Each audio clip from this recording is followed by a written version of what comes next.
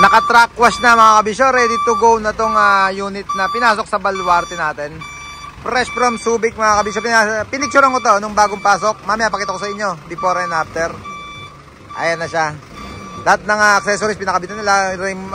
Chrome cover side mirror, door visor, weather strip, rim cover, wheel protector, tapaludo stainless, door handle, bumper extended lang to.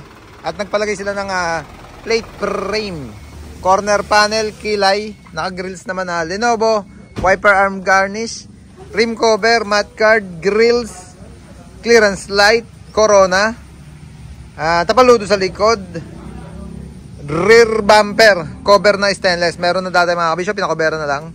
Yung protection nung taillight niya, sayang kasi ang ganda nung taillight na nakakabit dyan. Custom taillight, yung may signal light sa gitna, pang ELF original. Tubo para dun sa ilalim ng taillight, plate frame. At yung main concern mga kabisyo, ito na, yung siding, pinatanggal na nila yung stock na siding. Pinakoberan yung frame ng bed. Bago na lahat yung bisagra niyan. Stainless na rin syempre, 304 yung ginamit natin dyan. Lock ng siding, spring type, clip. At yung backboard, pinakoberan nila ng checkered plate na aluminum. Yan yung naging project dito. At saka ito pala, yung dantayan ng lona. 3 ang sukat nung pinagawa nila. 60 cm yung siding. 50 lang yung likod para hindi sila magkapantay. Pinababaan nila bossing yung tailgate. Yan yung finished product natin sa unit nila. Ulitin ko mga kabisyo, fresh from Subic. At ito na nga siya ngayon. Ready to go. Inintayin lang natin. Siyempre lagyan natin yung sticker, yung logo natin dito para certified kabisyo. Certified na hima sa baluarte natin. Pati itong poste. Nung iniwan nila to, binilin sa akin na pantay na. Dati kasi mga kabisyo, pakita ko lang yan. Medyo may kurba siya dito.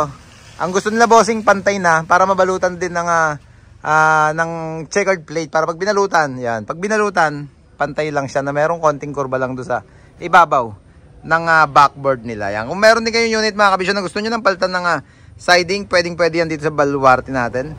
Pati or makabit chassis pa lang, pwede rin yan. Basalan natin ng bed, mga ilaw, mga clearance light, chrome cover, pwede yan. Lahat ng gawa tungkol sa mga unit. Pati mga pala D5 mga kabisyo or D7. Yan, request nila D7 naman yung ikabit sa kanila. Shadow light meron na rin. Kulay pink kalog yung pinakabit nilang shadow light. Denso, lalagyan lang ni Andy ng Denso backhorn. Japan surplus unit to mga kabisyo. Sabi ko nga kanina bago tayo magsimula sa video, galing Subic at diniretso dito sa baluarte natin. Yan yung finished product natin dito sa unit nila bossing. Inintayin lang namin at tumawag nga, papunta na daw sila para kunin itong kanilang unit. Yan